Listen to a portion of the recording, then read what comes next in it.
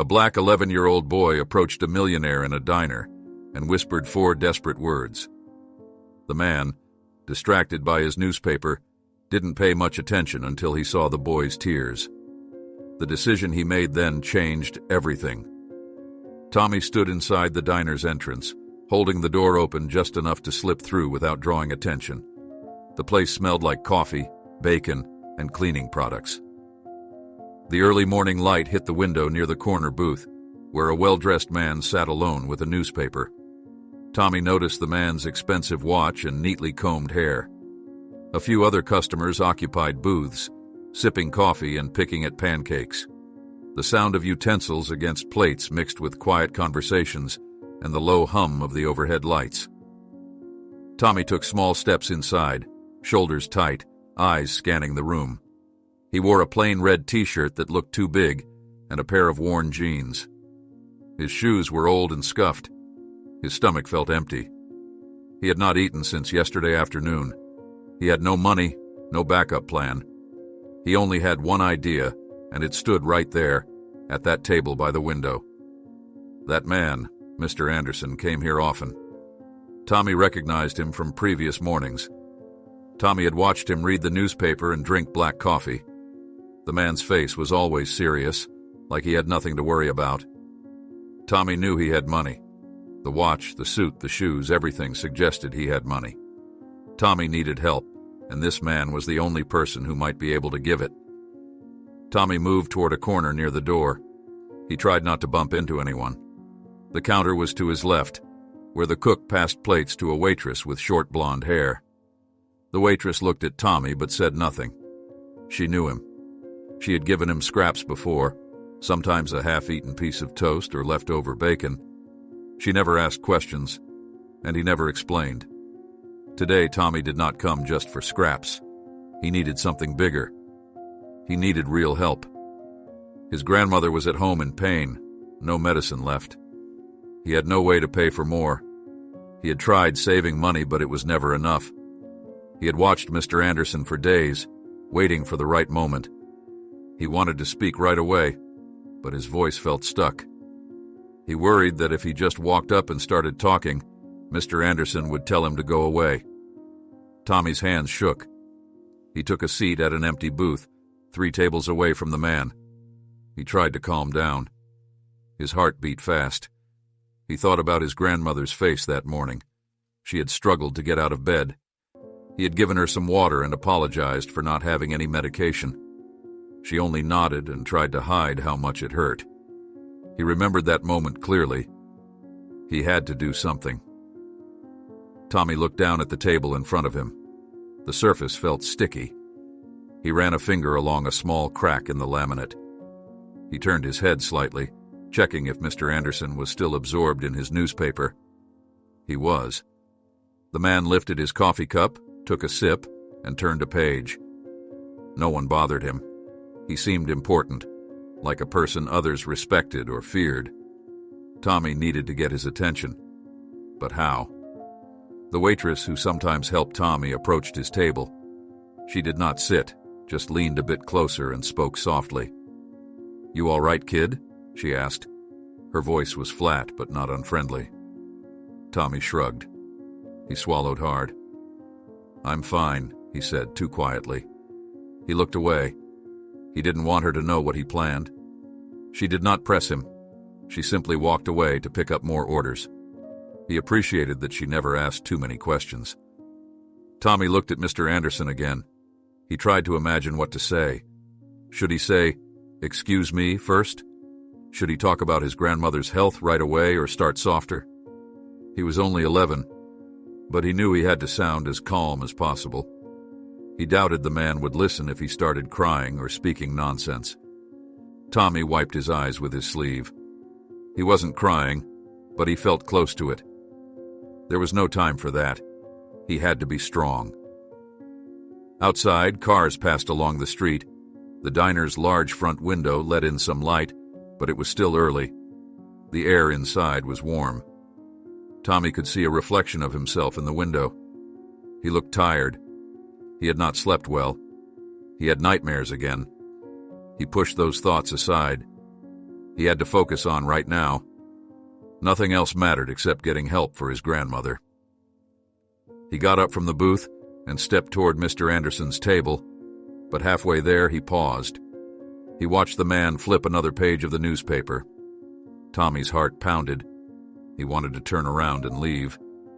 He didn't want to embarrass himself or cause trouble, but he remembered his grandmother's face again. He remembered her quiet groans. He had no other choice. Tommy returned to his original spot near the door, pretending he was just moving around aimlessly. He didn't want to look suspicious. He considered how he might speak. Maybe he should just say something simple and direct. He knew 4 words he wanted to say if everything else failed. He had rehearsed them many times in his mind. "Help my family, please." Those 4 words were all he had, but he feared it would not be enough. Maybe he needed to introduce himself first, explain that he lived with his grandmother, that they had no money left, that medicine cost too much. Would Mr. Anderson care about details? He glanced over at the cook. She was scraping burnt bits off the grill. She had her own problems. The waitress walked by again, refilling someone's coffee cup. The only open path to Mr. Anderson's table seemed to be a direct approach. Tommy noticed Mr. Anderson adjust his tie, then check his watch. The man seemed to be waiting for something, or someone, or maybe he was just finishing his morning routine. Tommy did not know. He had no way to guess what was in Mr. Anderson's mind. Tommy inhaled and exhaled slowly. The sound of a couple talking quietly at a nearby booth caught his ear. They sounded bored, discussing something about work. None of this mattered. Tommy needed to do what he came here to do. He stepped forward, just 1 step, testing the ground. He felt the linoleum under his shoes. He took another step, and another, slowly making his way closer to Mr. Anderson's table. He stopped a few feet away. The man did not look up. Tommy opened his mouth, but no words came out.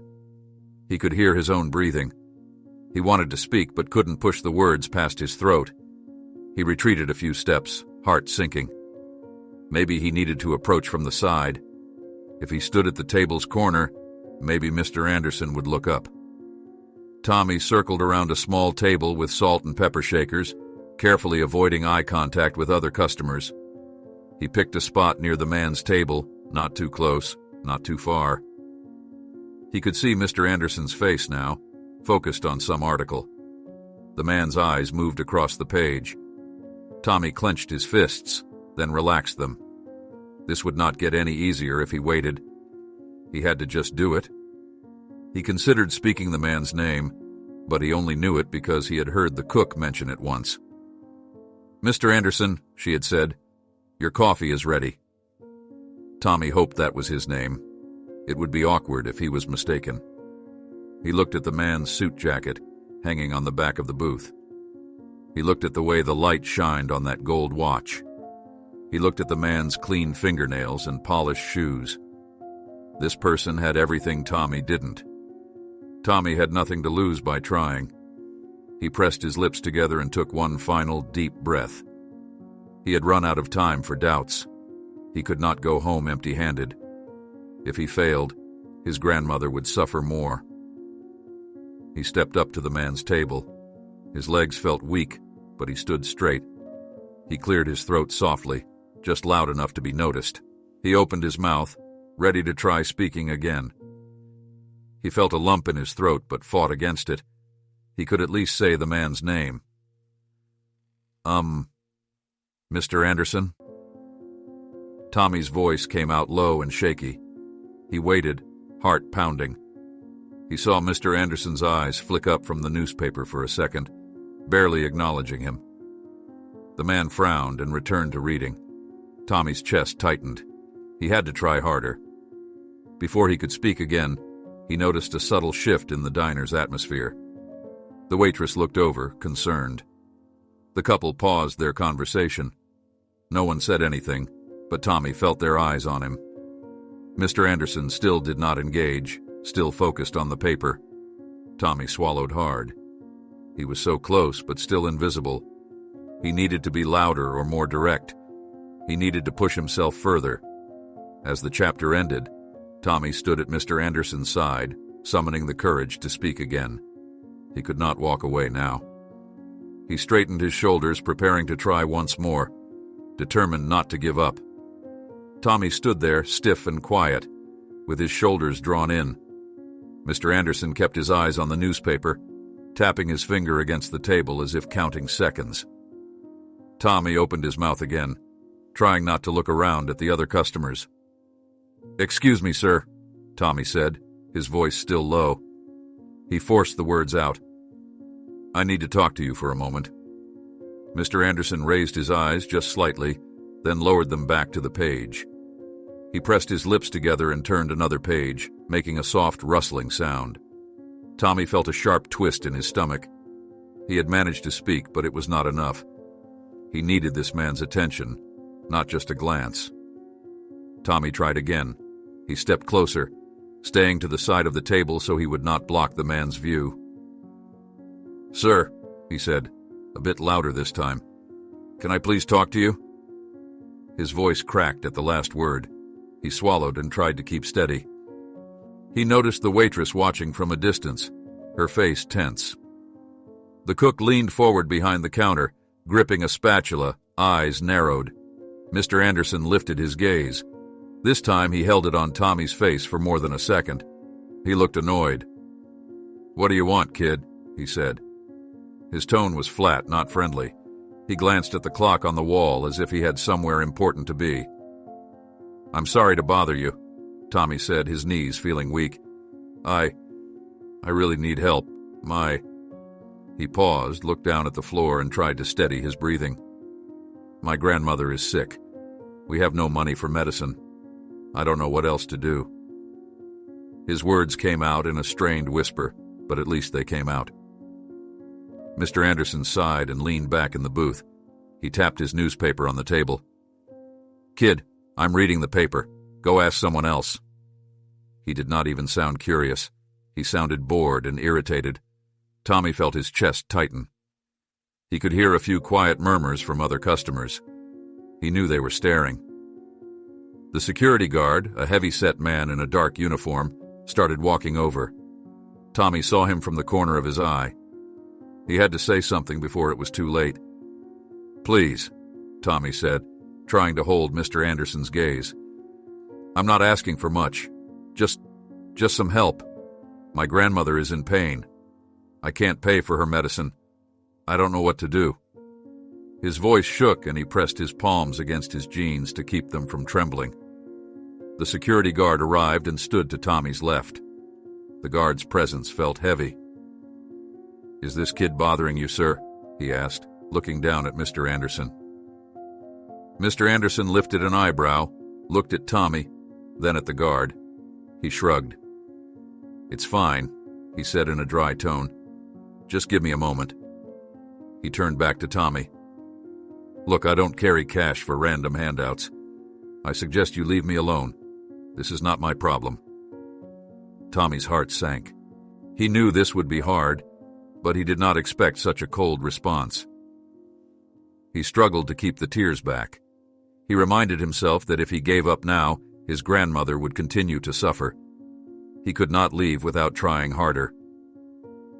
"Sir," Tommy said, voice low but desperate, "I lost my parents 2 months ago. They died. I only have my grandmother now. She's very sick, and I'm all she has. I'm asking for help because I've tried everything else." A heavy silence fell. Tommy's words came out too fast and shaky, but they were clear enough. He hoped this information would make the man listen. Tommy heard someone clear their throat across the diner. The security guard stood still, uncertain.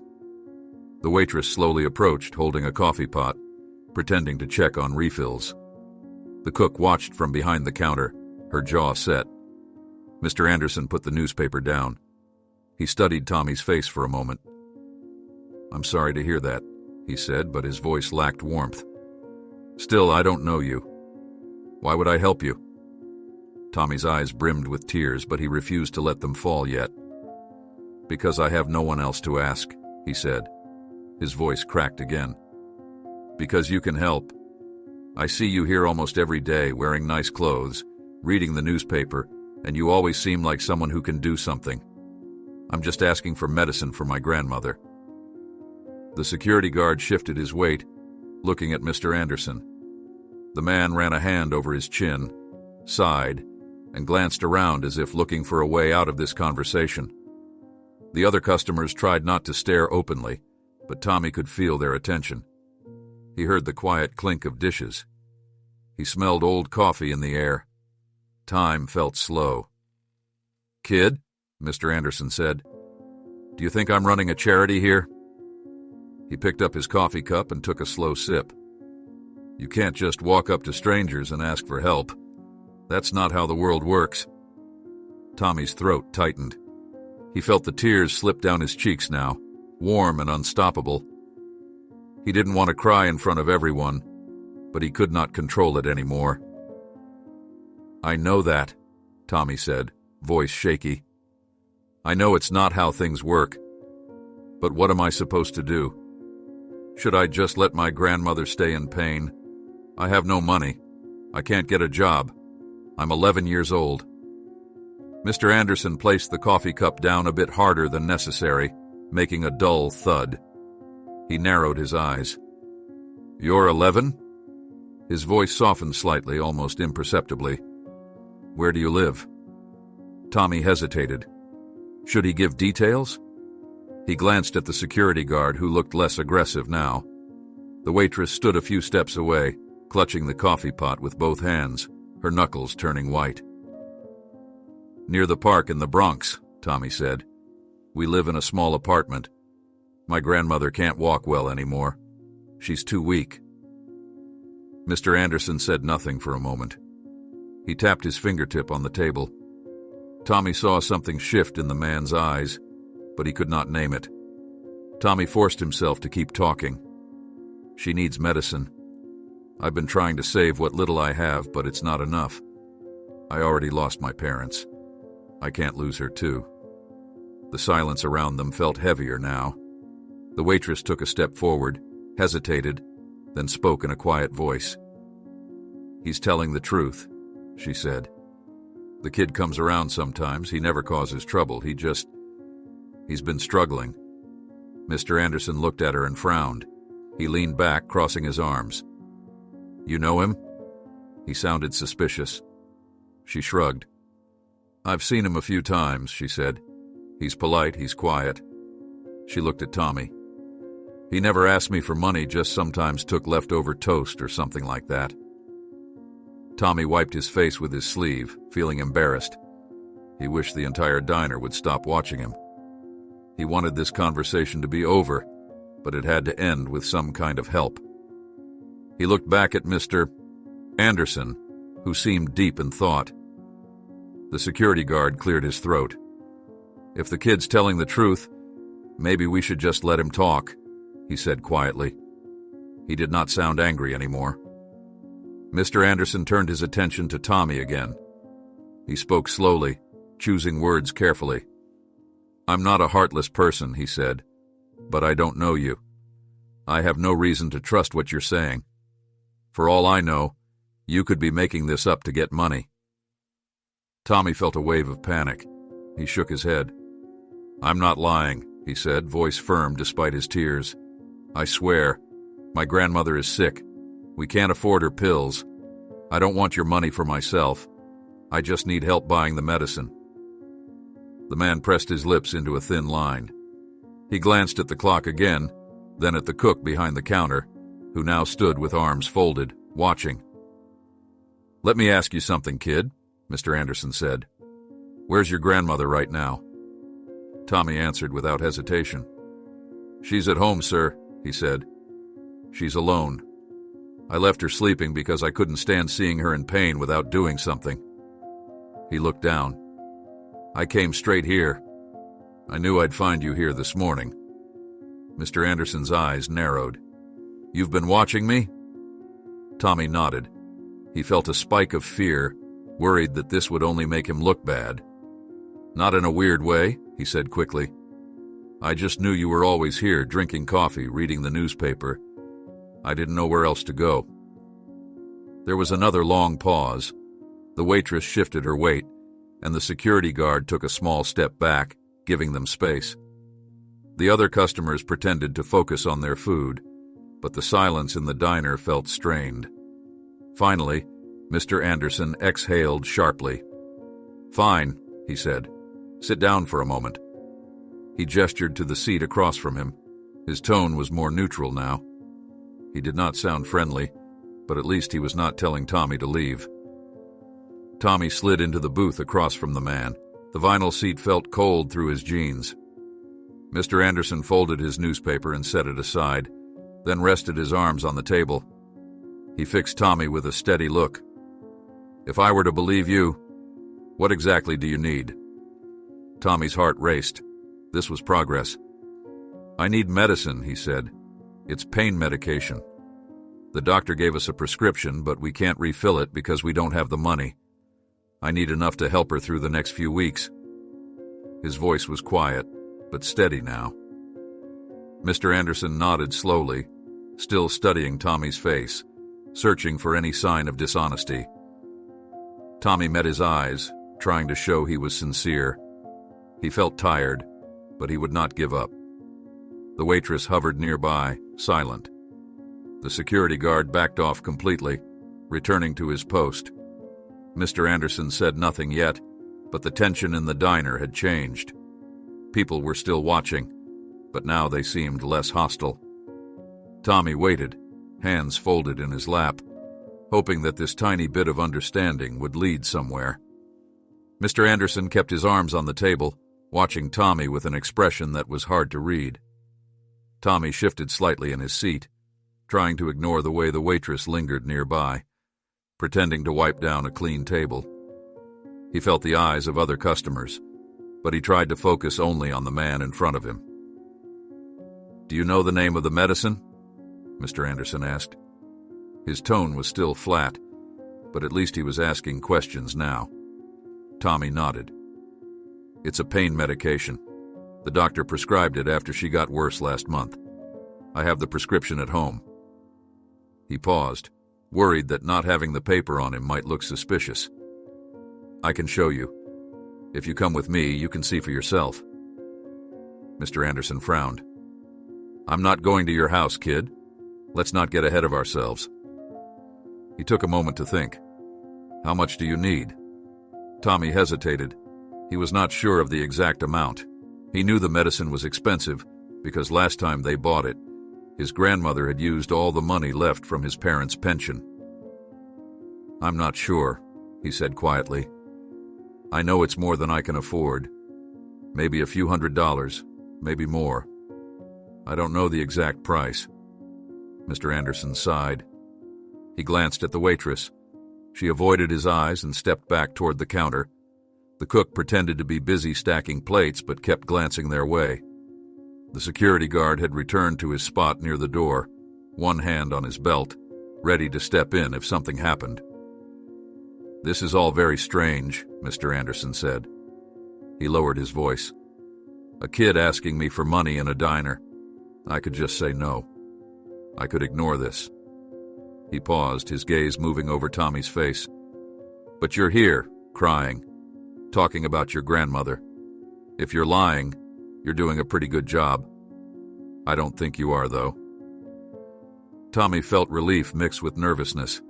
His eyes still stung from tears, but he felt a bit more steady now that Mr. Anderson was at least considering the situation. He placed his hands flat on the table. "I'm not lying, sir," he said. "I promise. My grandmother's name is Martha. We live in a small apartment. She can't work. She's old and sick. I lost my parents in a car accident 2 months ago. I've been trying to keep us both alive with what little we have left. The money is gone. I don't know what else to do. That's why I'm here." Mr. Anderson studied him in silence. His jaw tightened. His eyes narrowed, and he nodded slowly, as if sorting through his thoughts. Outside, a truck drove by, its engine rumbling. Inside, a fork scraped a plate somewhere behind Tommy. The overhead lights buzzed softly. Tommy waited, not daring to say more until the man spoke again. After a long pause, Mr. Anderson leaned forward. "If I help you," he said, "what guarantee do I have that you're not just going to take the money and run?" His voice was not harsh, but direct. Tommy's throat felt dry. He swallowed and answered, "I don't know how to give you a guarantee. I'm just asking you to trust me. I'll show you where we live, where my grandmother is. If you don't believe me, you can walk away. I can't force you. I have nothing to offer as proof here and now." Mr. Anderson tapped his fingers on the table. He looked frustrated. "This is not how I usually do things, kid. I'm a businessman, and I don't make decisions based on trust and tears. But I'm not a monster. I don't want to leave an old woman in pain if I can prevent it." Tommy nodded, feeling a slight glimmer of hope. "I understand. I'm sorry I approached you like this. I just didn't know where else to turn. I saw you here every day and I thought maybe you—" He trailed off, unsure what to say next. The man raised an eyebrow. "You thought what? That I looked like a man who could help?" Tommy looked down. "Yes, sir. You look like someone who has options. I have none." For a moment, Mr. Anderson said nothing. Tommy could hear his own breathing. The waitress quietly returned to the other end of the diner, giving them space. The security guard watched, but did not intervene. Other customers were trying not to stare openly, but the tension was obvious. Finally, Mr. Anderson reached inside his jacket pocket, pulled out his phone, and set it on the table. He tapped the screen a few times, then lifted his eyes to Tommy. "What's your address?" he asked. Tommy's heart fluttered. He leaned forward and gave the address, speaking slowly so Mr. Anderson could enter it into his phone. The man nodded and put the phone away. "I will check. If this is a real address and I can confirm what you're saying, I will help. But I need to know more. Who takes care of you now, with no parents?" Tommy gripped the edge of the table. "My grandmother tries, but she's too weak. I do most things. I get food, I make sure she has water. Sometimes I pick up leftover scraps here from the cook, so we don't starve. But I can't buy medicine. I can't pay rent. We're running out of time." Mr. Anderson's face hardened. "This is bad," he said, almost to himself. He looked around, lowered his voice again. "If I pay for your grandmother's medication, then what? How do I know you'll be safe after that? Medicine is not cheap, and I can't just hand out money every time you need something. Have you gone to social services? Have you tried anything else?" Tommy shook his head. "I don't know how. I'm just a kid. I'm doing what I can. I asked neighbors, but they have their own problems. Nobody has enough to share. I just know that right now she's in pain, and I need to help her." Mr. Anderson took a slow breath and leaned back in his seat. His eyes moved around the diner, taking in the plain walls, the scuffed floor, the customers pretending not to listen. He looked at the waitress, who gave him a small nod, as if encouraging him to do something. He tapped the table once more, then faced Tommy again. "All right," he said. "I'm going to make a call. I know people who can check on your grandmother's situation quickly. If what you're saying is true, I can arrange to have her seen by a doctor. I can cover the cost of the medication, but I need to confirm the facts." Tommy's chest tightened, but this time it was from relief, not fear. His voice came out shaky. "You'd do that?" he asked, barely above a whisper. Mr. Anderson nodded, pulling his phone back out. "Yes, but if I find out you lied to me—" He left the sentence unfinished, letting the threat hang in the air. He tapped the phone screen, found a contact, and stepped out of the booth to make the call in a low voice. Tommy could not hear much of what he said, only a few words like check, address, and urgent. Tommy waited, feeling trapped between hope and terror. He had told the truth, so there was nothing to fear.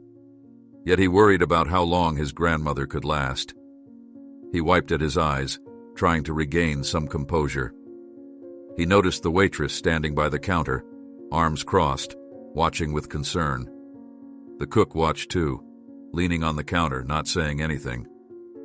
After a few moments, Mr. Anderson returned to the table. He tucked his phone away and fixed Tommy with a steady look. "I have someone checking on your grandmother's condition. If it's as bad as you say, I can send help immediately. But I need you to understand something. This is not a simple favor. If I help you, I want to know more about your situation. I want to make sure you both are safe long term. I'm not just throwing money at a stranger and walking away." Tommy nodded quickly. "I understand, sir. I'm grateful for anything you can do. I just need her to stop hurting. That's all I want right now." Mr. Anderson looked at him for a long moment without speaking. Eventually, he sighed and rubbed a hand over his face. "We'll see what happens when I get the call back," he said. His voice sounded calmer now, less guarded. "If the situation is real, I'll help. For now, just sit tight." Tommy felt the tension ease slightly. The security guard stayed by the door, but he seemed relaxed. The other customers pretended to focus on their meals, but the quiet in the diner told him they were all listening. The waitress finally moved to pour coffee for someone at the next table, her eyes darting back to Tommy and Mr. Anderson from time to time. Tommy tried to breathe evenly. He wanted to say thank you, but he was afraid to speak too soon. Instead, he stayed quiet, feeling that Mr. Anderson needed space to think. The man glanced at his newspaper, which lay folded beside him, but he did not pick it up again. He seemed focused on the phone in his pocket, waiting for some update. In that silence, Tommy felt a strange calm. He had done what he could. He had taken the risk. He had told the truth. Now he had to wait. But at least now he was not being ignored or dismissed. Someone with the power to help had finally listened. Mr. Anderson kept his phone close to him, occasionally tapping the screen to check if there was any incoming message. Tommy stayed quiet. He focused on controlling his breathing, aware that everyone in the diner still had at least half an ear on their conversation. The waitress poured coffee for a man at the far end of the counter, but her eyes drifted back toward Tommy and Mr. Anderson from time to time. The cook scraped something off the grill, making a brief screeching sound, then went silent again. Mr. Anderson looked at Tommy. "You said your grandmother's been sick for a while, right?" Tommy nodded. "Yes, for at least a month or two. It got worse recently. She can't get out of bed much. She's in pain all the time now." His words came out softly. He kept his voice steady, just stating facts. He did not want to cry again. Mr. Anderson rubbed his chin. "Does she have a doctor who knows about this?" Tommy lowered his eyes. "She did, but we couldn't afford follow-up visits. The last time we saw a doctor was weeks ago. He gave us a prescription, told us we needed more tests, but we never got them. It's too expensive." He paused, then looked back up. "I tried to find free clinics, but they said we needed an appointment, and it takes forever." Mr. Anderson's expression did not change much, but his eyes seemed more focused now. He leaned forward slightly, resting his elbows on the table. "All right," he said quietly.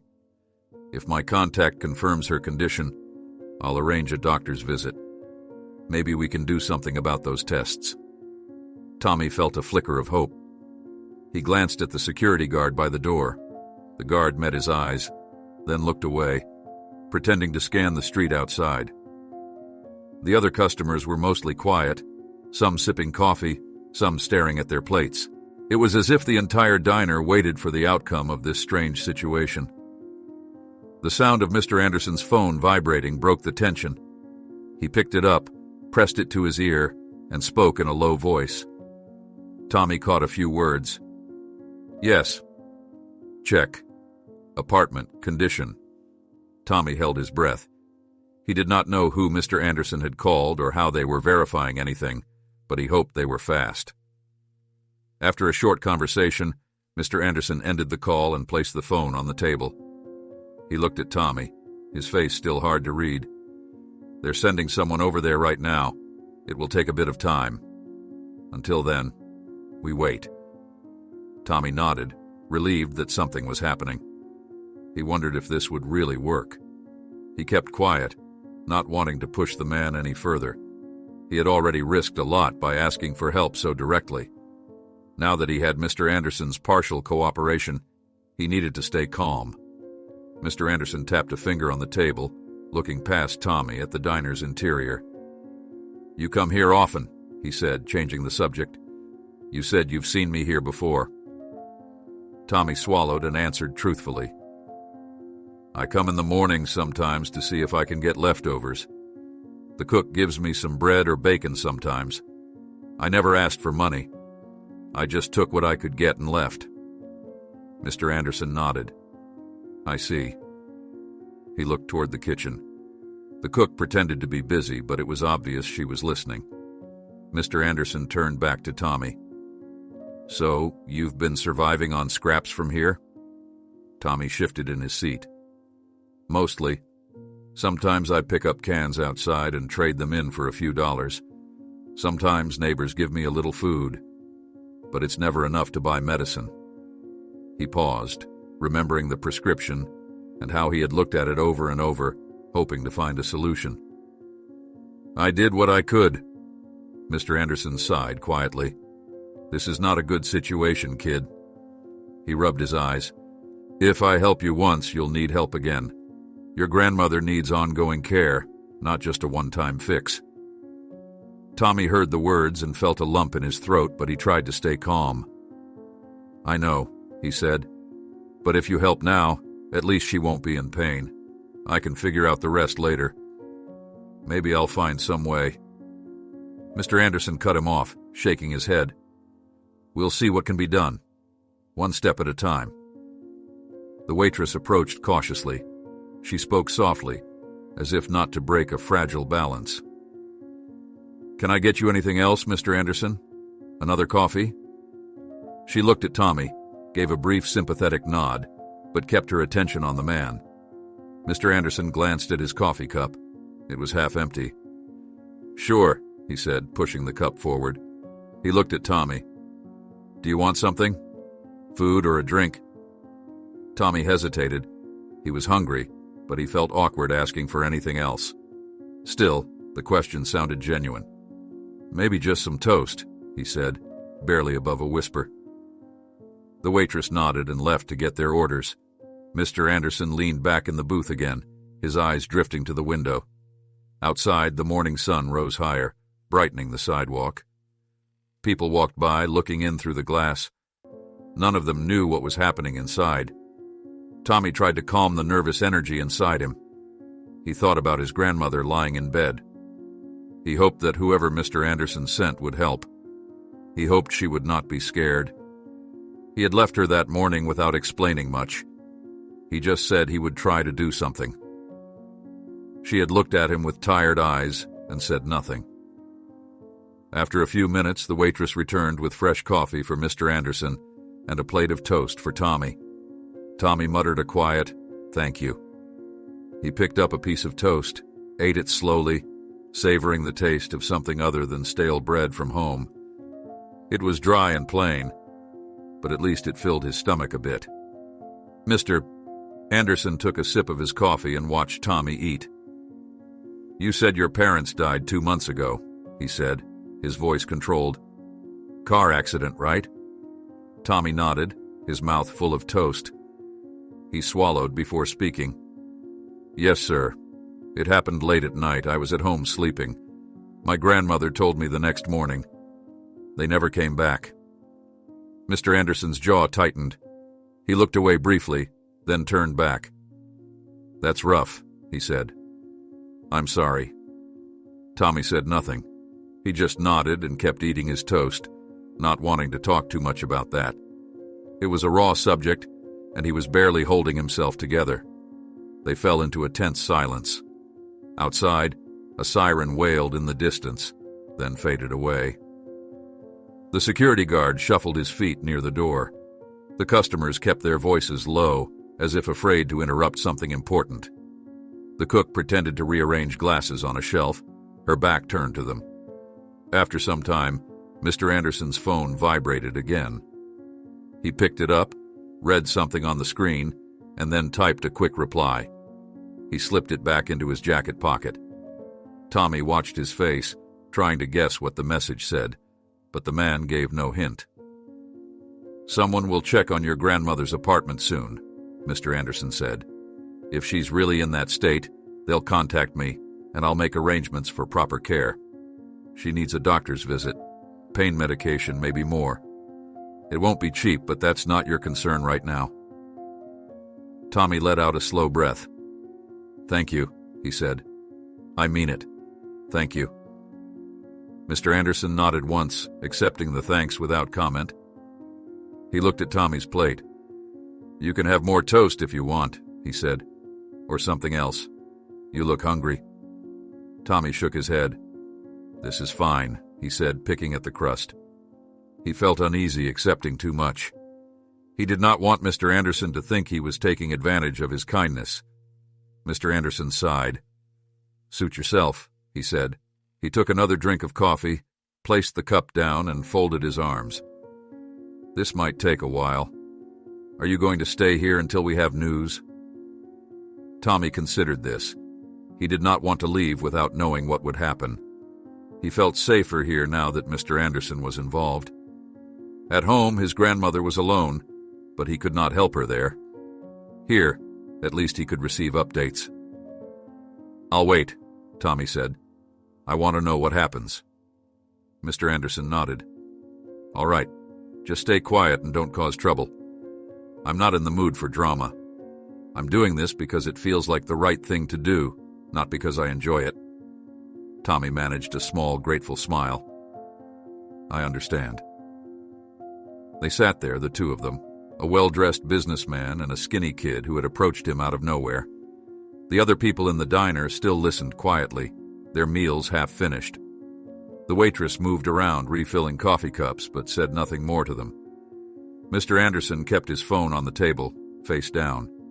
He drummed his fingers softly, waiting. Tommy finished his toast and set the plate aside. He leaned back, trying to relax, though his body still felt tense. He listened to the hum of the lights, the soft clatter of utensils, and the quiet footsteps of the waitress. For now, there was nothing left to do but wait for that call or message. The tension remained, but at least Tommy was not alone in it anymore. He had made it this far. He hoped it would be enough. Mr. Anderson kept one eye on his phone, waiting for news. Tommy sat across from him, barely moving. The diner's quiet murmurs continued in the background. The waitress refilled a cup for a man at the far end, the cook stacked clean plates near the grill, and the security guard stood near the door, arms folded. No one spoke to Tommy or Mr. Anderson. They all pretended to go about their business, but it was clear the room's mood depended on that phone on the table. After a few long minutes, Mr. Anderson's phone buzzed. He picked it up quickly and answered. Tommy leaned forward, trying to catch any clue from the man's face. Mr. Anderson said a few words like, "Yes," and "Understood," then ended the call. He placed the phone down, took a slow breath, and faced Tommy. "They confirmed someone is at your apartment," Mr. Anderson said. "They found your grandmother. She's in bad shape. The person I sent says she's in pain and needs immediate medical attention." Tommy felt a rush of relief and fear at the same time. "So, you believe me now?" he asked. His voice was low. Mr. Anderson nodded. "I believe you. There's no doubt." He picked up his phone again and started making another call. "I'm going to arrange for a private ambulance. It's faster and simpler than dealing with the usual system. Your grandmother needs help now." Tommy lowered his head for a moment, feeling tears well up again. He wiped them quickly and focused on what was happening. This was what he needed. Help was on the way. While Mr. Anderson spoke on the phone, Tommy listened to his words. "I need a medical team at this address. Yes, right now." I'll cover all costs. No, I don't care about the price, just get it done. Mr. Anderson ended the call and looked at Tommy. They'll be there soon. Tommy tried to speak, but no words came out at first. He finally managed a quiet, "Thank you." He stared down at his hands, unsure what else to say. The weight in his chest felt lighter now. He knew his grandmother would get medicine, a doctor, something. Anything would be better than letting her suffer alone. Mr. Anderson's face remained serious. "You understand that this is a big step, right?" he said. "I'm not just paying for pills. I'm getting a full medical team out there. They'll see what needs to be done." Tommy nodded. "I know. I'm grateful. I can't say how much this means." The waitress approached cautiously, holding a fresh pot of coffee. "Everything all right here?" she asked, her voice quiet. She glanced at Tommy, then at Mr. Anderson. Mr. Anderson nodded without looking up. "We're fine," he said. "Just waiting for some updates." He didn't elaborate, and the waitress took the hint, backing away. She resumed her routine, refilling cups and wiping the counter. The other customers continued eating in silence, still curious but less tense now that the situation seemed under control. Tommy took a deep breath. "What happens next?" he asked. "Will they take my grandmother to a hospital?" Mr. Anderson leaned back slightly. "Yes, a private clinic most likely. They'll make sure she's stable, give her medication for the pain, and do some tests. I'll get a report from them, and if everything checks out, I'll handle the bills for now." Tommy blinked, surprised by the offer. "You're going to pay for all that?" The man shrugged. "I'm not going to start something and then just stop halfway. If I help properly. It's the right thing to do." He looked irritated, as if annoyed at his own decision. "But we need to talk about you, too. Who's been looking after you since your parents died?" Tommy swallowed. "No one, really. Just me and my grandmother. We were okay for a while, but then she got sick." He felt uncomfortable discussing his personal life in front of strangers, but he had no choice. "I tried to keep up with everything, but I'm a kid. I can't earn real money." Mr. Anderson tapped the table with a fingertip. "We'll figure something out. First, let's focus on getting her care. Once she's stable, we can discuss the rest." Tommy nodded. He noticed the security guard watching them from near the door. The man's posture had relaxed. He no longer looked ready to throw Tommy out. Instead, he just seemed curious. The cook glanced over her shoulder again, eyebrows raised, as if trying to read the situation. Time passed slowly. Mr. Anderson checked his phone every couple of minutes. Tommy shifted in his seat, anxious for news. He imagined the private ambulance arriving at his apartment, paramedics climbing the stairs, finding his grandmother in bed. He wondered if she was scared. He wished he could be there with her, but this was the only way. After what felt like a long wait, Mr. Anderson's phone buzzed again. He answered immediately. "Yes?" "Good. Understood." He ended the call and set the phone down. "They're with her now," he said. "They're giving her something for the pain and getting her ready to move. She'll be taken to a private clinic. I have doctors I trust. She'll get proper attention." Tommy closed his eyes briefly. Relief washed over him. "Thank you," he said again, voice uneven. "I didn't know what else to do." Mr. Anderson waved a hand. "I said I'd help, and I am, that's all." He looked around the diner. "This place, you've been coming here for a while, surviving on scraps. That's not going to work anymore. We need to talk about how to fix your situation." Tommy nodded slowly. "I know, but right now I'm just glad my grandmother is getting help." He paused, then spoke quietly. "I'm sorry if I bothered you this morning. I didn't mean to cause a scene." Mr. Anderson snorted. "A scene? Maybe a little. But I guess I understand. You did what you had to." He reached for his coffee cup, took a sip, and set it back down. He looked at Tommy's plate. "You sure you don't want more food?" Tommy shook his head. I'm okay for now. I can eat later once I know she's safe. He felt strange discussing food when his grandmother's fate was still uncertain, but at least something was being done. Mr. Anderson checked his phone again. They'll call me once she's settled in the clinic. After that, I'll arrange a visit. You should be there. He paused, thinking. Do you have a key to your apartment? Tommy patted his pocket. Yes, I have it. Mr. Anderson nodded. Good. After she's taken care of, I might need to see where you live, understand what we're dealing with. Tommy's voice tightened. It's not nice. The place is old and run down. The landlord doesn't fix anything. The neighbors keep to themselves. We barely have enough money for rent. Mr. Anderson nodded, not looking surprised. As I said, one step at a time. First, we get her stable. Then we see what's next. The waitress refilled Mr. Anderson's coffee without a word. He thanked her curtly. She smiled at Tommy, just a quick, tight smile, then moved on.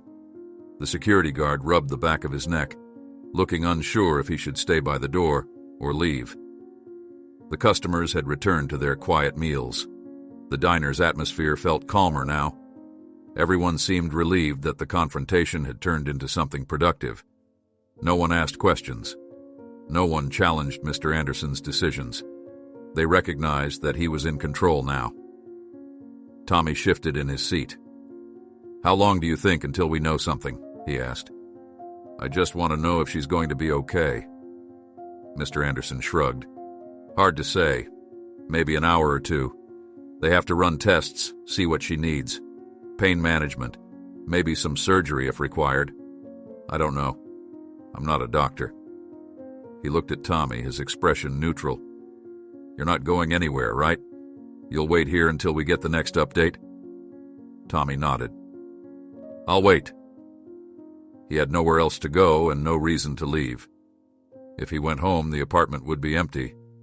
His grandmother would be on her way to the clinic by now. He felt safer staying near Mr. Anderson until he knew for sure what was happening. Mr. Anderson drank his coffee, staring at the tabletop.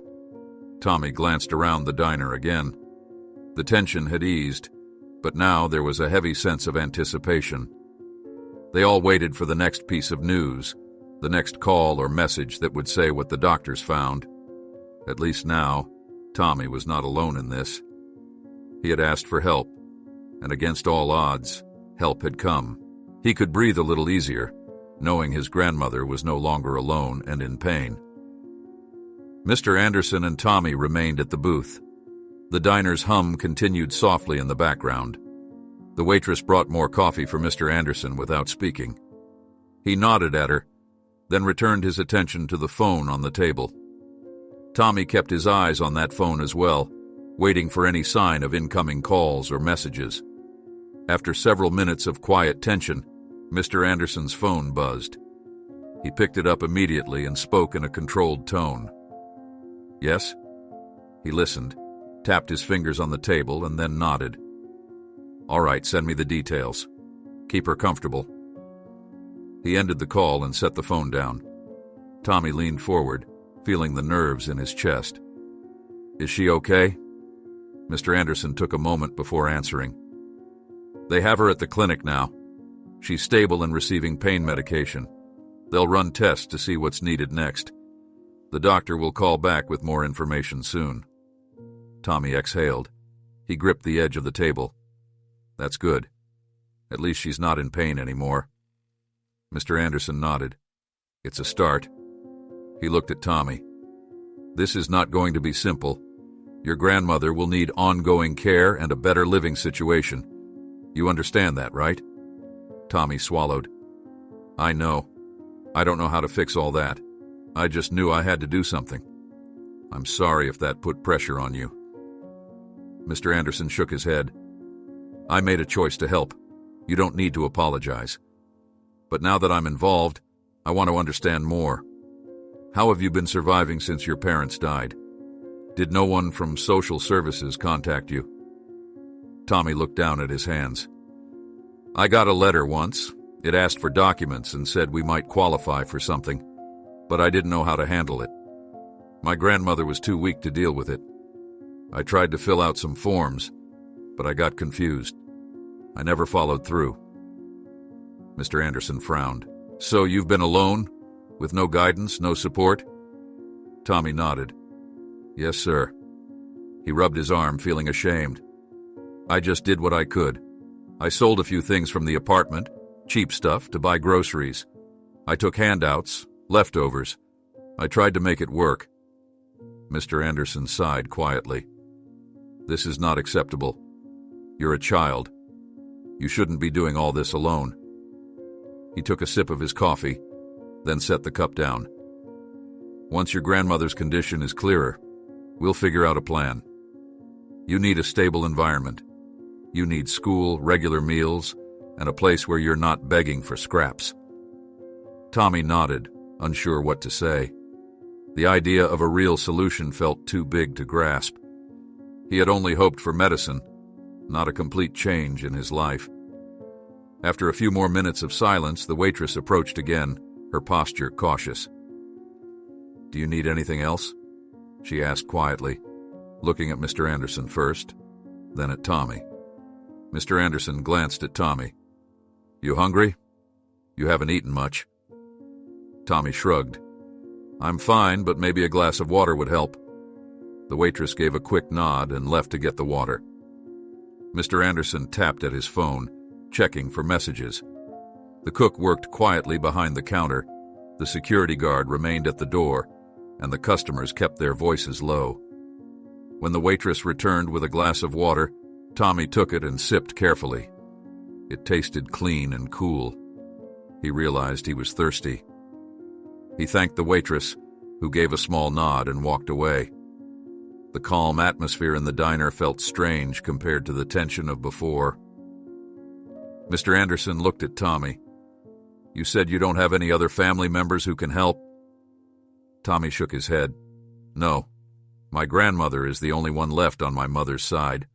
My father didn't have siblings. There's no one else that I know about. Mr. Anderson pressed his lips together.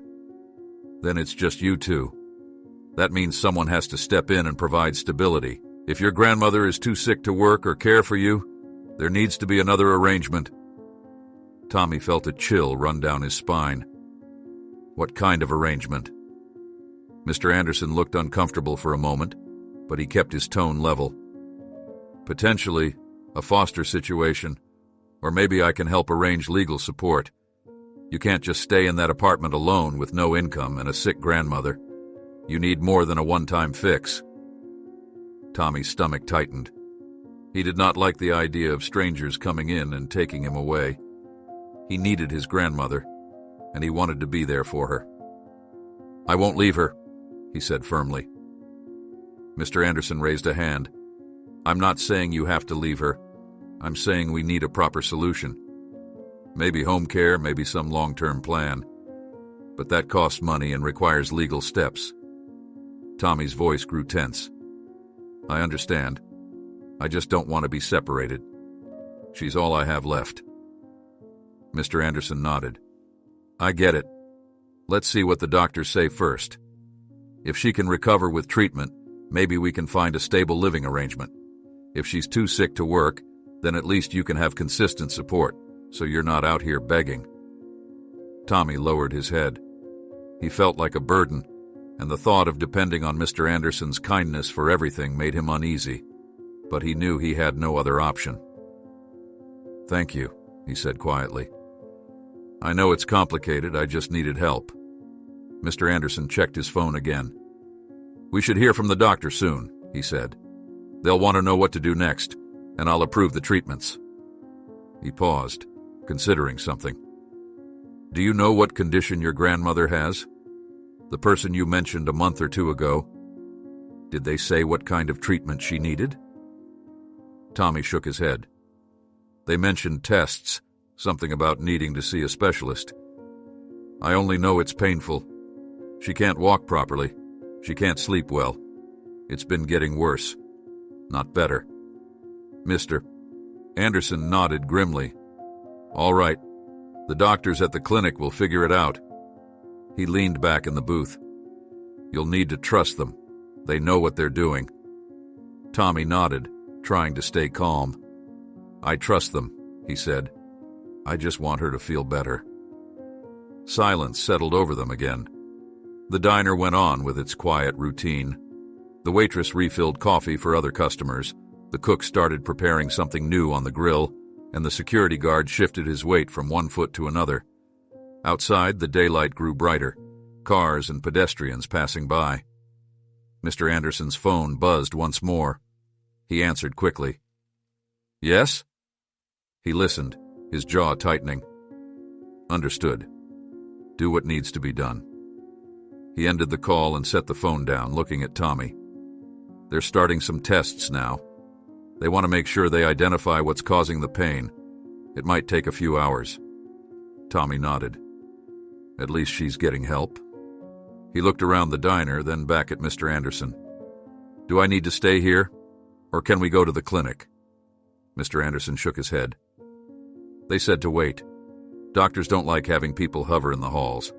Let them work. When they have news, I'll know, and then we can decide what to do next. Tommy glanced at the door. He felt uneasy just sitting around, but he had nowhere else to be. Okay, he said. I'll wait. Mr. Anderson considered Tommy for a moment. You've been strong through all this. I'm not saying that to compliment you, just to acknowledge it. Most kids wouldn't handle it so well. Tommy shrugged, feeling a lump in his throat. I'm just doing what I have to. I don't have a choice. Mr. Anderson said nothing to that. He drummed his fingers on the table, then stopped, as if catching himself. He seemed lost in thought. Tommy wondered what kind of person Mr. Anderson was outside this diner. Was he always serious and detached? Or did he have a family of his own? He decided not to ask. It would not help right now. He just needed to be patient. Time passed slowly. The tension in Tommy's shoulders eased slightly, knowing his grandmother was in expert hands. He looked around, noticing details he had not before. The slight cracks in the diner's flooring, the faded photographs on the wall, the way the waitress moved quietly from one customer to another.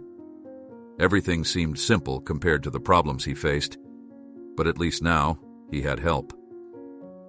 Mr. Anderson cleared his throat. If this takes hours, we might need to eat something. You sure you're not hungry? His tone was neutral, but less harsh than before. Tommy hesitated, then nodded. Actually, maybe just something small. I don't want to get sick from not eating. Just some eggs or toast, nothing big. Mr. Anderson signaled the waitress. She came over with a cautious smile. What can I get you? Some scrambled eggs and toast for the kid, Mr. Anderson said, and another coffee for me. The waitress wrote it down and walked off. Mr. Anderson tapped his phone again, checking the time. We'll wait here, eat, and see what the doctors say. That's all we can do now. Tommy accepted this, feeling that at least he was not alone anymore. He had someone on his side, someone with the power to help. It might not solve everything immediately, but it was a start. The waitress brought the scrambled eggs and toast, setting the plate in front of Tommy. He thanked her in a low voice. The food smelled simple, but good. He picked up the fork and started eating slowly, aware that Mr. Anderson was watching him. The man said nothing at first, just sipped his coffee, looking at his phone from time to time. The customers in the diner went about their meals, some paying their bills and leaving. The security guard remained near the door, though his posture was relaxed now. The cook placed some clean dishes on a shelf and wiped the counter. Tommy focused on the warm eggs, chewing carefully, trying to ease the hollow feeling in his stomach. After a while, Mr. Anderson cleared his throat. It might be a while before we hear anything else. The doctors have tests to run and probably need time to interpret the results. Tommy nodded, swallowing a bite of toast. I know, he said. I'll wait as long as it takes. I just want her to be okay. Mr. Anderson shifted in his seat. I know this is hard, but she's in good hands. They'll find out what's wrong and treat it. In the meantime, We need to consider your situation. You can't go back to living the way you were." Tommy looked at the table.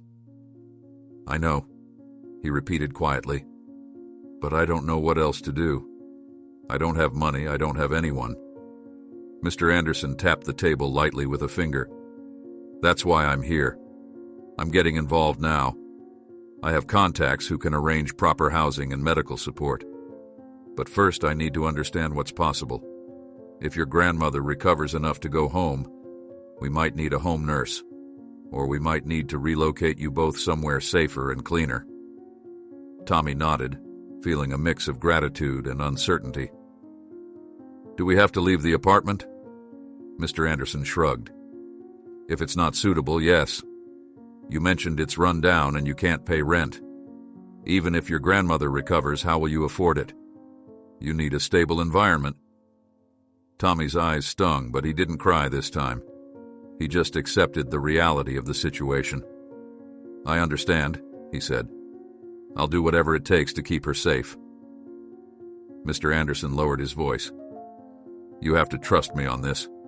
I'm stepping in because I can't ignore what I've seen. But if you want my help, you have to cooperate. No hiding facts or trying to solve everything alone." Tommy met his eyes. "I will. I'm telling you everything I know. I don't have anything to hide." Mr. Anderson took another sip of coffee, then nodded. "Good." He glanced at his phone, checking the time. "The doctors said it could take a few hours. We've been here a while already. If you need to use the restroom or stretch your legs, feel free. I'm not going anywhere." Tommy considered it. He realized he hadn't left his seat since he confronted Mr. Anderson. His legs felt stiff. "Maybe I'll use the restroom," he said quietly. "Go ahead," Mr. Anderson replied, pointing to the back of the diner. "I'll be here." Tommy slid out of the booth and walked toward the restrooms. On his way, he passed the waitress, who gave him a small nod. The hall to the restroom smelled of cleaning supplies. Inside, Tommy splashed water on his face, looking at himself in the mirror. He saw a tired kid, dark rings under his eyes. But at least now, there was hope. He dried his face with a paper towel and headed back out. When he returned, Mr. Anderson was speaking quietly to the waitress. She nodded and then walked away. He looked up at Tommy. "I asked her to bring you some juice. You need more than just toast and eggs." Tommy managed a small smile. "Thank you," he said, feeling shy about all this help. He slid back into the booth, adjusting himself on the vinyl seat. They waited in silence for a few minutes. The waitress brought a small glass of orange juice for Tommy. He took a sip. It was fresh and slightly tart, waking him up a bit. After what felt like another long stretch of quiet, Mr. Anderson's phone buzzed again. He answered, listening carefully, his face tense. Tommy waited, not daring to interrupt. After a brief exchange, Mr. Anderson ended the call. "They've done some initial tests," Mr. Anderson said, looking at Tommy. "Your grandmother's condition is serious, but treatable. She'll need medication, physical therapy, and possibly surgery. The doctors need more time to determine the best course of action." Tommy pressed his palms together, relieved and worried at the same time. "But she's stable?" Mr. Anderson nodded. "Yes, they're controlling her pain. She's awake and aware. They said she asked about you. She was worried you'd be scared." Tommy felt tears rise again, but he kept them in check. "I'm glad she's not in pain," he said quietly. "Can I see her soon?" Mr. Anderson considered this. They suggested waiting until they finalize a treatment plan. Visiting now might not be ideal. Let's give them a little more time. Maybe after they have a solid plan, we can go there. Tommy took a slow breath. Okay, if that's what they say. He knew the doctors were busy. At least his grandmother was safe. Mr. Anderson drummed his fingers on the table. "We should think ahead. If she needs surgery or long-term care, I can cover it, but I need to make arrangements. I have contacts at a law firm who can help set up proper guardianship or something similar. You can't remain in legal limbo. Tommy's chest tightened. What does that mean? Will someone else become my guardian? Mr. Anderson stared at him. Potentially. If your grandmother can't handle it, someone else might need to step in. That might mean me, or it might mean a legal caretaker the court assigns. It depends on what's best for you both. Tommy's mind spun. He never imagined something like this. But what choice did he have? Without help, he and his grandmother couldn't survive. I just don't want to lose her, he said quietly. Mr. Anderson nodded, his tone calmer now. I understand, we'll try to keep you together, but we need a stable environment. You should be going to school, not searching for scraps at a diner. Tommy nodded, feeling a strange mix of fear and relief. This was all so sudden. He had expected just enough help to buy medicine, and now he was facing a complete overhaul of his life. They fell silent again. Tommy sipped his juice, thinking about his grandmother. She would be confused, maybe scared. He hoped the doctors and nurses were kind to her. He hoped she understood that this was all to help her. Outside, the daylight grew brighter. The world went on as usual. Inside the diner, it felt like time had slowed down to accommodate their wait. The waitress offered a refill of coffee to Mr. Anderson, who declined. The cook wiped down the counter, taking brief glances in their direction. After a few more minutes, Mr. Anderson spoke again. I'm going to call my lawyer. I'll explain the situation and ask for advice. In the meantime, you just wait here. Finish your juice, relax as best you can. I know it's not comfortable, but we have to handle things step by step. Tommy nodded. I understand. He watched Mr. Anderson step away, making a phone call in a low voice near the diner's entrance. The security guard gave the man a respectful nod. The two men spoke quietly, out of Tommy's hearing range. Tommy looked at the empty plate and the half-finished juice. He felt better with something in his stomach. He never expected this turn of events, but now he had to trust Mr. Anderson. If the man was willing to help with doctors, clinics, and lawyers, Tommy had to believe it could lead to a better life. Mr. Anderson returned to the booth after a few minutes on the phone. He looked tired, but determined. My lawyer will send someone to the clinic to check on legal procedures. For now, we wait for the doctors to come back with a treatment plan. Once they know what's needed, I'll approve the expenses. Tommy's shoulders relaxed a bit. Thank you. I know you don't have to do this, but you're doing it anyway. I won't forget that. Mr. Anderson nodded. Just focus on your grandmother's recovery. That's the first step. After that, we'll deal with living arrangements, education, and whatever else is needed.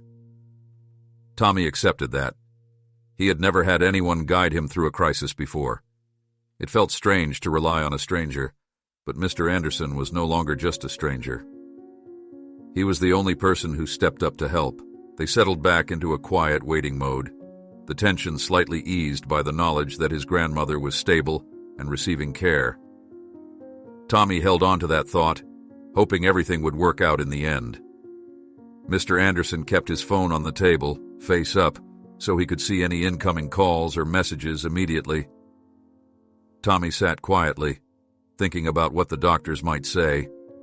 He had to trust them. The idea of his grandmother undergoing surgery or long treatment scared him, but at least now it was possible. Without Mr. Anderson's help, there would be nothing but pain and uncertainty. The waitress returned, this time not offering anything but just looking at them both with a cautious expression. Mr. Anderson glanced up. We're fine, he said, voice calm. She nodded and moved away. Tommy noticed the place was less crowded now. Some customers had finished their meals and left. The security guard still watched the door, occasionally looking their way. The cook went about her tasks without comment. Mr. Anderson checked the time on his phone. They said a few hours, but these things can take longer. Medical tests, consultations, planning procedures. We have to be patient. Tommy nodded. I'll wait as long as it takes. He looked around the diner. Thank you for not pushing me to leave. I know this must be weird for you." Mr. Anderson shrugged. "It's not how I planned my morning, that's for sure. But there's no point rushing around. The doctors will call when they know something. Until then, we wait." He paused, studying Tommy's face. "What about school? Have you been going at all?" Tommy lowered his eyes. "I tried to go after my parents died, but I missed days. My grandmother got sicker, and I stopped altogether a few weeks ago. There was no time, and I felt guilty leaving her alone. I know it's bad, but I didn't know what else to do." Mr. Anderson shook his head. "We'll fix that. You need to get back to school. Can't build a future without it."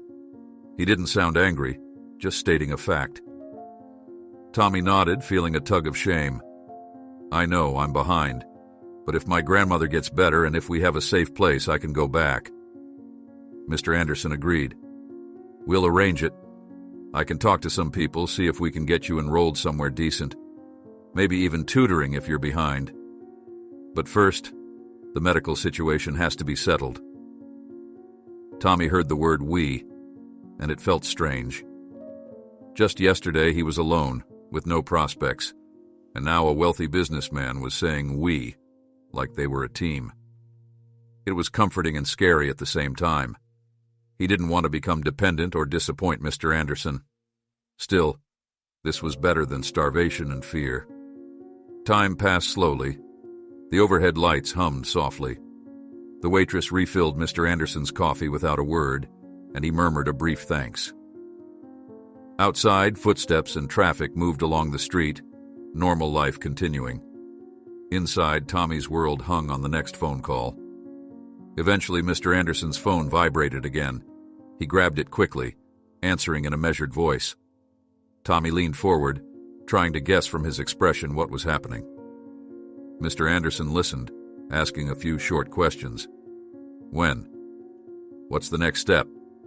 How long?" Tommy waited, hands clenched under the table. Mr. Anderson ended the call and took a breath before facing Tommy. "They have a treatment plan now. Your grandmother needs surgery, but it's not an emergency operation. More of a scheduled procedure to address the underlying issue. She'll remain in the clinic for a while, receiving proper medication and preparing for surgery." Tommy's heart pounded. "So she'll be okay?" Mr. Anderson raised a hand. "The doctors believe so. It will take time, weeks, maybe longer. She'll need follow-up care and therapy. But they think she can recover enough to live without constant pain." Tommy felt tears at the corners of his eyes again, but this time they were tears of relief. He wiped them quickly. "That's good. That's really good." He paused, voice cracking slightly. "Thank you." Mr. Anderson nodded, looking down at the table. "I said I'd help, and I meant it. The doctors will handle the medical side. I'll cover the costs. But now we must figure out your living situation." Tommy swallowed. "If she's staying at the clinic, what do I do? I don't want to be at the apartment alone." Mr. Anderson considered this. "You shouldn't be alone. You can't handle all this on your own. I'll need to arrange something safe for you. Maybe a temporary place, or we could see if the clinic can let you stay nearby. But clinics don't usually let kids hang around without supervision." Tommy's mind raced. "I don't know anyone else who can take me in. We have no family. I don't want to go into some institution." Mr. Anderson tilted his head slightly. "I'm aware that's not ideal. Let's see what my lawyer can do. Maybe I can establish temporary guardianship so that you're under my care until your grandmother recovers. That would give us time to find a long-term solution." Tommy blinked, surprised. "You would do that?" Mr. Anderson looked uncomfortable, but he nodded. "I don't see a better option right now. You need stability. If I leave you alone, you'll just end up back here begging for scraps. That's not acceptable." Tommy's voice was faint. "I appreciate it. I don't know how to thank you for all this." Mr. Anderson's tone was flat.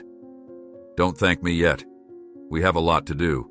Paperwork, legal steps, arranging a safe place for you to stay. and you'll have to follow rules. No disappearing, no skipping school once we get you back in. Understood? Tommy nodded quickly. I understand. Mr. Anderson checked his phone again, then looked at Tommy. Do you want to see her now? The doctor said we can visit, but it might not be today. They still need to do some final prep and get her settled. Maybe tomorrow would be better. But if you insist, I can arrange it. Tommy thought about it. He wanted to see her, but not if it meant complicating things for the doctors. If tomorrow is better for her, I can wait. I just want her to be comfortable. Mr. Anderson accepted that answer. Then we'll wait. I'll call the clinic again later to confirm. Once she's settled in and resting, I'll take you there. You can talk to her, let her know you're safe. Tommy nodded. Thank you, he said again, realizing it was the only thing he could say. This man was changing everything. They lapsed into silence again. Tommy finished his juice. The waitress came by, took the empty plate and glass, and left. The cook stepped out from behind the counter to wipe down an empty booth, her eyes flicking their way once or twice. Mr. Anderson tapped a message into his phone and set it down. I've asked my lawyer to start the guardianship process. It won't be easy, but it's doable if your grandmother agrees. Once she's awake and stable, we'll talk to her. If she wants me to take care of you temporarily, we'll make it official. Tommy felt relief and worry blend again. He was glad not to be sent off somewhere unknown, but he barely knew Mr. Anderson. You're sure about this? He asked softly. You don't even know me. Mr. Anderson looked Tommy in the eye. I know enough. You were desperate, but honest. You didn't try to trick me. You risked everything to help your grandmother. That tells me you're worth helping. Besides, I can afford it. I'm not doing this out of charity. I'm doing it because someone has to, and I happened to be here when you asked. Tommy nodded slowly. I guess that's fair. They sat quietly as the diner settled into a mid-morning lull. The security guard stepped outside for a moment, stretching his legs. The cook disappeared into the kitchen. The waitress refilled some coffee cups at the counter. Tommy and Mr. Anderson waited, each lost in their own thoughts. After a few minutes, Mr. Anderson cleared his throat. We should get you cleaned up and maybe find some clothes for you. If you're staying with me temporarily, I can't have you wearing the same worn-out clothes, and I need to know what to do about your apartment. Are there things you need to bring? Tommy considered this. I guess I have a few personal items, maybe a family photo, and my grandmother's things, but most of it is old and worn out. I don't have much. Mr. Anderson nodded. We can handle that later. First, let's confirm tomorrow's visit with your grandmother. After that, we'll figure out the rest, one step at a time. Tommy agreed, feeling tired. He had been through so much already. Now that help was here, he just had to trust Mr. Anderson and follow along. It was a strange feeling, putting his fate in someone else's hands, but at least those hands were capable. The diner remained quiet. The tension eased.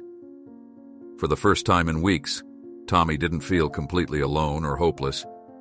He clung to that feeling, hoping it would last. Mr. Anderson tapped his phone screen and looked at Tommy. The doctor says we can visit your grandmother tomorrow morning. By then, she should be settled and ready for a short visit. She'll be on medication, so don't be alarmed if she's tired. Tommy nodded, relieved. I understand. As long as I can see her and make sure she's okay.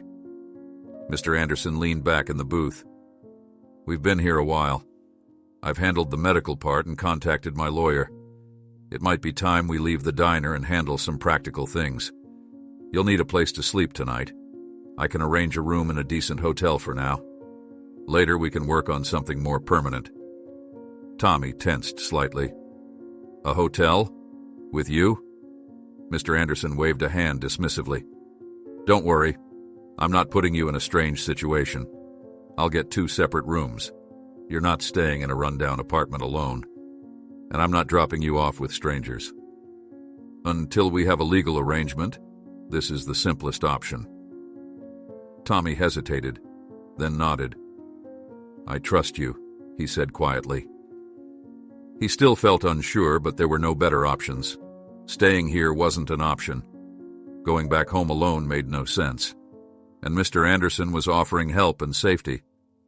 That was more than he had hoped for this morning.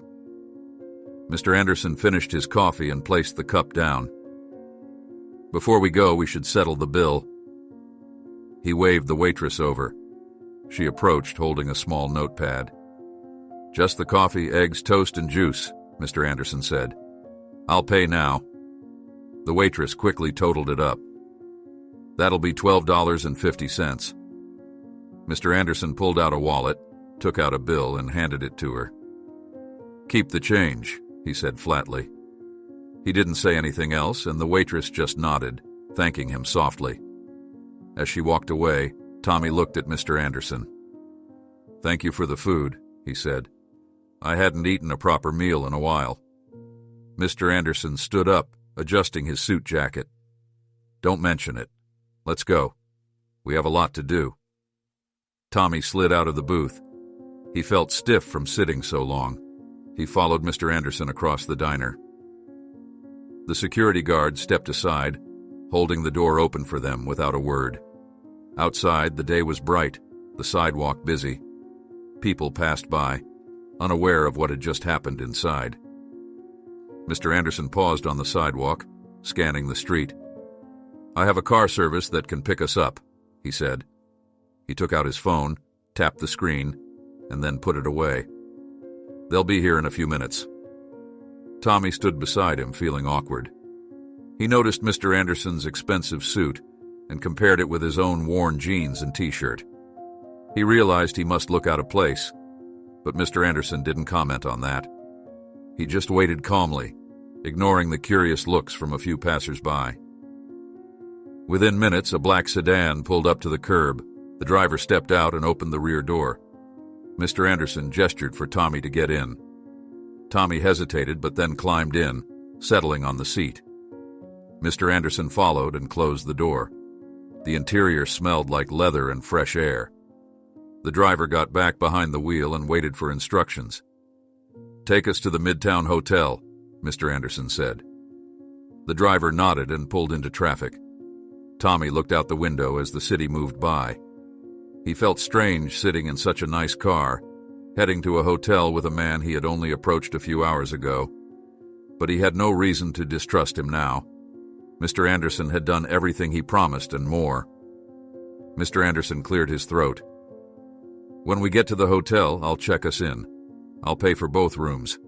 I'll have my lawyer fax some documents there, and we'll start the guardianship process.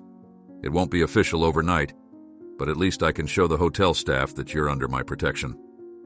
Tommy nodded, trying to understand. "Okay. What do I need to do?" "For now, just stay put. Don't wander off. I know you're not the type to cause trouble, but I need you to be patient. The doctors will call me if anything changes with your grandmother. Tomorrow, we'll go see her together." Tommy's chest felt tight. "Thank you," he said again. He kept repeating it, but he had no other words to express his gratitude. He turned his gaze back to the window, watching people carry grocery bags, hail taxis, and walk in and out of shops. His life had changed so much in a few hours. This morning he was desperate and hopeless. Now he had help, a plan, and hope for his grandmother's recovery. They reached the Midtown Hotel. The driver parked under a covered entrance. A doorman in a neat uniform opened the car door, greeting Mr. Anderson politely. Tommy climbed out, feeling the cool shade of the awning. Mr. Anderson thanked the driver and the doorman, then guided Tommy through the glass doors into the hotel lobby. The lobby was quiet and smelled like flowers. Soft music played in the background. A woman at the reception desk smiled at Mr. Anderson. "Welcome, sir. How can we help you today?" "I need 2 rooms, connected if possible," Mr. Anderson said. He took out a credit card. "We'll be staying at least a few days, maybe longer." The receptionist typed on her computer. "We have adjoining rooms available on the 5th floor. Will that suit you?" Mr. Anderson nodded. That's fine. I'll need to add a minor under my care as well. He glanced at Tommy, who stood quietly by his side. We'll have some paperwork arriving by fax soon. The receptionist handed him 2 key cards. Certainly, sir. Just let us know if you need anything else. The fax number is on the card in your room. Our staff can deliver documents directly to you. Thank you, Mr. Anderson said. He took the key cards, handed one to Tommy. We'll go up together. Don't worry. I'm not leaving you alone just yet. Tommy followed him to the elevator. He held the key card nervously. Everything here looked clean and expensive, from the marble floor to the polished elevator doors. He wondered if this was all real or just a dream he'd wake from. They rode up to the 5th floor, stepping into a quiet hallway with soft lighting. Mr. Anderson led the way to their rooms. He opened the first door and showed Tommy a small but comfortable room with a bed, a desk, and a TV. There was a door connecting it to the next room. This is your room, Mr. Anderson said. I'll be in the one next door. If you need anything, just knock. There's room service if you get hungry. But don't go anywhere without telling me first, understood? Tommy nodded, stepping into the room. He felt awkward in such a nice space. He turned to Mr. Anderson. I understand. I won't go anywhere. Mr. Anderson handed Tommy a small notepad from the desk. Here's the hotel's contact information if you need it. I'll be next door making some calls. I need to arrange the legal stuff, call the clinic again, and see if we can get you some clothes. Check the closet. There might be a robe or something until we can buy proper clothes. Tommy looked at the closet door. I will. Thank you. He paused, unsure if he should say more. Mr. Anderson? The man raised an eyebrow. Yes? Tommy swallowed, feeling shy. I know I keep saying thank you, but I don't know what else to say. You saved us. I mean, my grandmother and me. Without you. He trailed off, not wanting to think about that scenario. Mr. Anderson's expression softened slightly. You did what you had to do. You asked for help. I just happened to be the one who listened. Don't worry about repaying me or anything like that. Just follow through, do what's needed, and let's get your grandmother better and you back on track. Tommy nodded. I will. He set the notepad on the desk, glancing around the room again. It felt surreal, but he trusted that things would only get better from here. Mr. Anderson stepped back into the hallway. Rest a bit. I'll call the clinic and find out more details about the surgery schedule. I'll also call my lawyer. When I have updates, I'll let you know. Tomorrow morning, we'll go see your grandmother. Tommy watched him go, the connecting door closing softly. He sat on the edge of the bed. The mattress felt soft and clean. He took a deep breath, thinking about how this day started in the diner with fear and desperation. Now, he was in a safe place, his grandmother in proper care, and a future plan forming. He knew it wouldn't be easy, but at least he wasn't alone anymore. He reached for the remote, turned on the TV to some quiet channel, and lay back. He kept the phone number of the clinic and Mr. Anderson's contacts in mind. If he needed anything, help was just next door. He finally allowed himself to relax, knowing that tomorrow he would see his grandmother in a safe place, free of pain, and that was worth everything he had gone through.